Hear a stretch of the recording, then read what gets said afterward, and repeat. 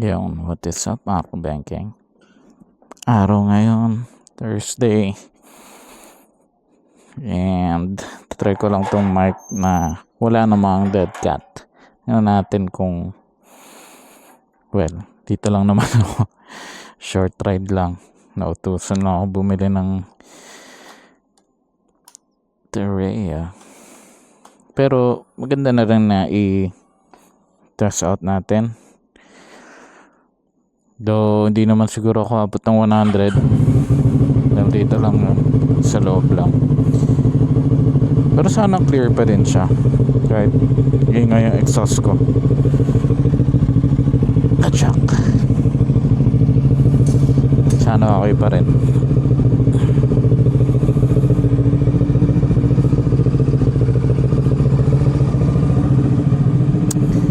Ngupas na yung kulay nung ano ko, nabibilad kasi sa araw. Pag morning dun kasi yung sikat ng araw. So lagi siyang nasisinagan. So okay na yung pag-install ko ng ano, minimal na lang yung mga bubbles sa mga gilid-gilid na lang. Paglagay ko ng tawag dun, protector sa gauge para hindi nagagasgas. Shout out kay Otis Moto, tinuruan niya ako ito technique. Dishwashing soap, lagay mo sa tubig, spray mo lang. Tapos ito kasama dun sa binili ko sa protector sa panel gauge ko. Kaya ayun, yun yung pang scrape off ng mga tubig sa loob. Kasi nga i-sprayan mo siya para mailapat mo na mabuti, parang ginagawa sa sticker. So ganung style yung tinuro niya sa akin, which is effective, kita niyo naman. So binilid ko lang din siya sa araw. Actually mga gantong oras ay dyan sa tapat. Tapos in-installan ko yung sa Vespa ng kapatid ko. Pucha, mas maganda pa yung pagkagawa ko sa kanya kaysa dito sa akin.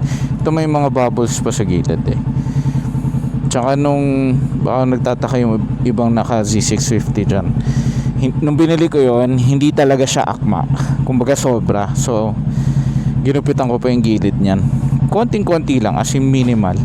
Kasi pag in-install nyo, siya, sobra. Talagang hindi siya lalapat kasi parang sobra siya ng konti. Yung design nung gauge panel ng Z650 parang medyo may yung gilid niya, parang hindi siya flat kaagad na screen. Parang meron pa siyang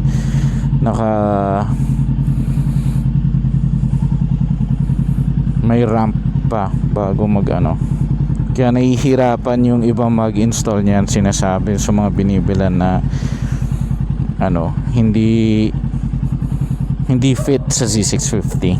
Di man talaga, pero diskarte na lang, mura naman so diba, might as well.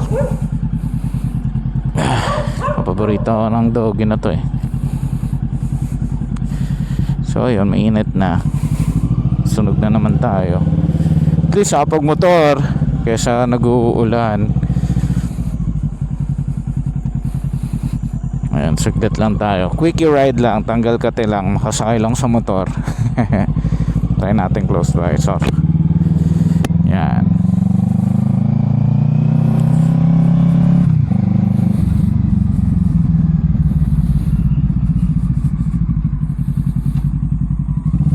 Sarap magmotor ngayon.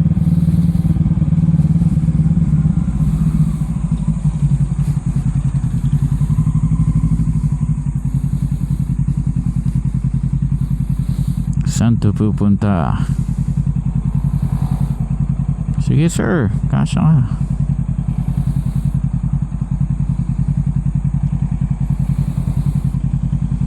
Matras na nga ako para sana kasya siya ayaw niya ituloy.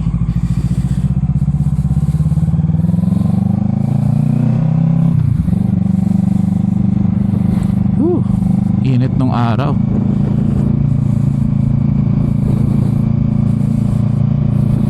Namiss ko magmotor Anong motor ko nung magkasama pa kami ni Otits Moto Tagaytay lang.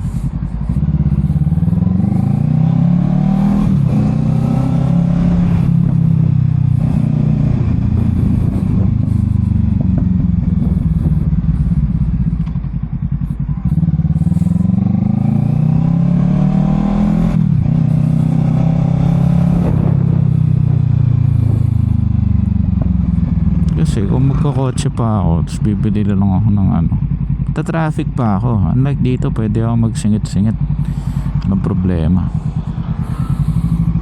Hindi naman ganun kalapad tong magaan pa tong Z650.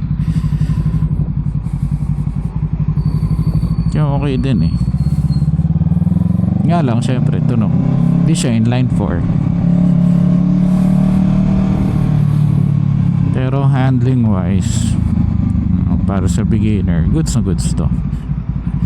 Magandang jump, especially kunyari scooter kayo galing tapos babala kayo mag big bike. Maganda to, magandang jump dito sa Z650. Pero ako mukhang ewan ko, parang gusto ko i-try mag sports bike bago lumabas na vlog ni Red Sweet, yung Cove or Covey 450RR. Ganda kasi mura siya for 450cc, inline 4 pa, tapos may quick shifter na gear up, walang auto blip pero okay lang. Inline 4, palabas pa lang nitong June pero we'll see.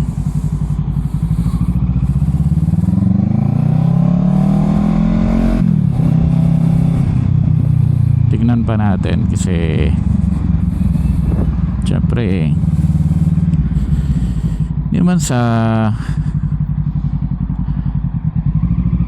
parang downgrade in a way. Okay naman kasi itong pa si Zero. Okay siya na bike for me, commuter wise and all, goods na goods. So nagmamadali si Kuya.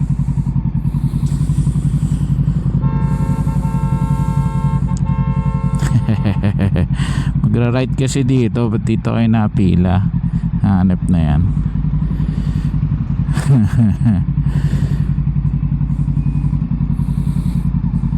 Mag-go na. Diretso na tayo. Punta na gagawa na ito. Dito lang tayo thank you. Atsak. Tas Suzuki. Dito ako nabili ng vape tsaka ng Terea, kasi nautusan lang tayo bumili ng Terea. So di ko nasasagad, dito na muna yan. Ay, wag kang mahuhulog. Ang baba, sobra. Ayun, dito na lang muna, quick video lang to. Tinesting ko lang yung mic ng walang dead cat. Hopefully so okay siya. Ngayon, always ride safe and see you all in my next video. Peace.